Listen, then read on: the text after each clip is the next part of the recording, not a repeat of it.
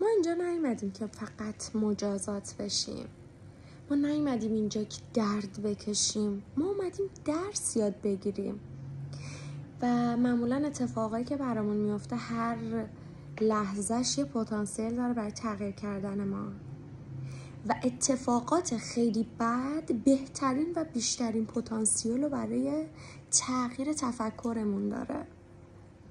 ببین اگر هر روز به یک هدف فکر کنی و زندگیت رو بسنجی، تلاش کنی و مغزت رو عادت کنی برای اتفاقات جدید و رشد و تکامل، و وقتی یه اتفاق بد برات پیش میاد بشینی به جای گریه‌وزاری کردن بشینی فکر کنی که درس این اتفاق بد چی بود، درسشو که یاد بگیری دیگه اون اتفاق برات پیش نمیاد. اینو یاد بگیر، خیلی ساده است.